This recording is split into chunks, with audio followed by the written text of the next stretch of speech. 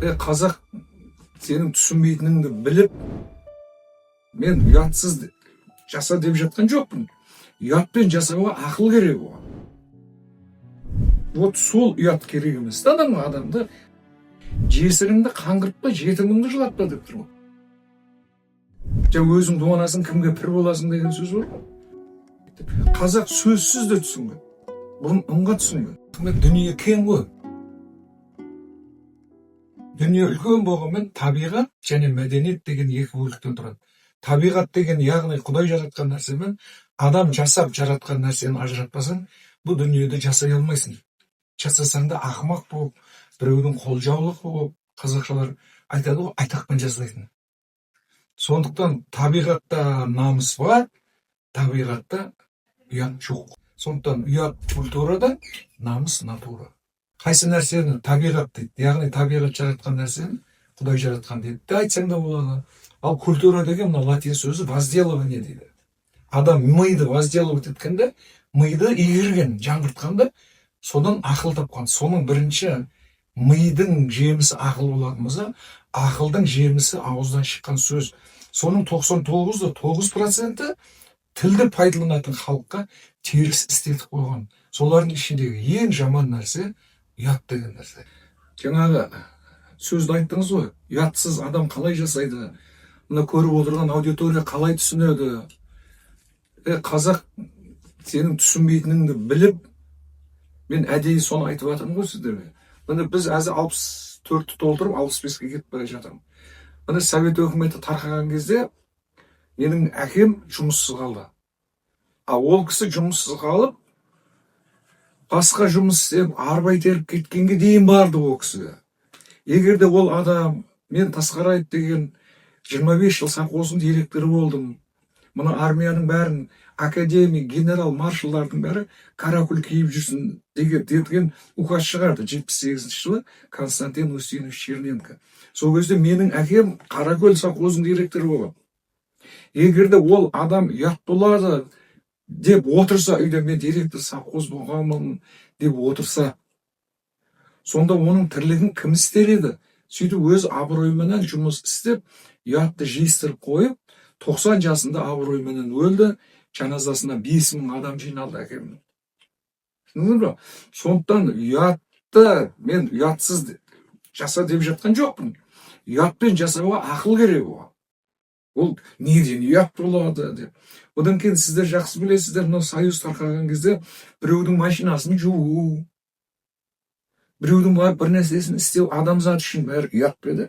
Вот сол ұят керек емес. Адамға намыс сүйрейді. Өзің дуанасың, кімге пір боласың деген сөз бар ғой. Әзір көп адам бәрі өзі дуана, өзі нанғасар болып жүр, бірақ ауыр жұмыс істегісі келмейді. Бірақ ұятпен жасағысы келеді. Мен сол ұятты айтып жатырмын. Кейін әзір мынау тіркшілікпенен небір азаматтардың інісінің әйелі өліп қалып жатыр. Солардың бәрін мен қайнағаларына шақырып үйлендіріп жатырмын. Сенің інің кәдімгі нәфақа табам деп, ана 2 баланы бағам деп авариядан өліп кетті ғой ол. Халықтан ұят болмай ма? Ондай нәрсеге ұят керек емес. Вот ана 2 бала жетім болып өзінің келіннің төркініне кетіп қалса, сөйтіп сол жерде шешелері бір жаман жолға салынып кетсе, сол ұят болады. Ол өзінің келінін жесірді жылатпа деп тұр ғой, келін жеңше деп тұрған жоқ қой. Жесіріңді қаңғыртпа, жетіміңді жылатпа деп тұр ғой. Егер сол ұят болады деп отырса, қанша мен нелерді үйлендірдім. Міне совхозымыздың директоры бар еді. Менен көп жас үлкен. Міне соны да перзентсіз кетпесін деп мен үйлендірдім. Артынан 2 бала қалды. Сонда мен адамдарды ұяттан бездіріп жатқан жоқпын. Нені ұят болатын адам ойлап табу керек. Сонда қасқыр тұрса, табиғатта жоқ деген дәлелдеп берейін да. Қасқыр тұрса, туып атқан қоян кездесіп қалды. Сонда мен мына бейшара қоян туып атыр екен ғой. Мен мынаны жемеуім керек екен ғой деп қасқыр аяй ма?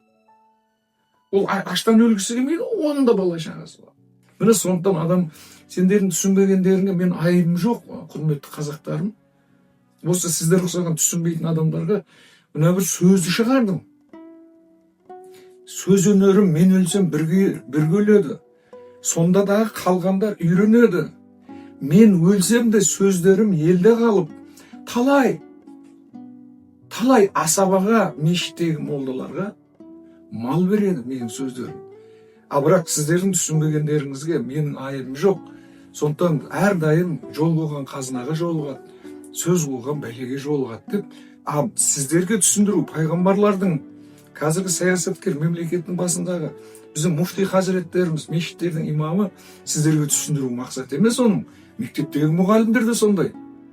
Олардікі тек қана айту.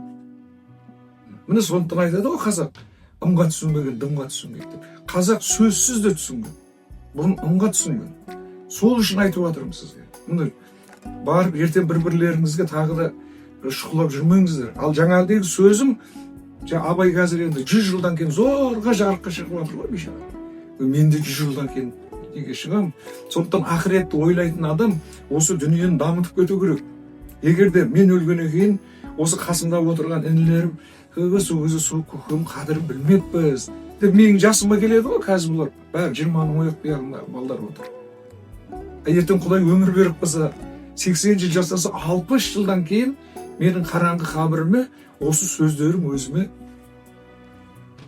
ас болып барады. Міне сондықтан дүниеге келгеннен кейін 5-6 адамның мәңгілік өмір сүріп жатыр екен. Солардың несі жаны тірілді. Олар Сократ, Будда, Конфуций. Міне соның ішінде мына арабтардың Мұхаммеді де артынан осы сөздері барып жатыр. О дүниеге сөзде бара ма? Мына ішкен жеген тамақ бара ма? Осы дүниеден барады. О дүниеде еш нәрсе жоқ. Осы дүниеден барады.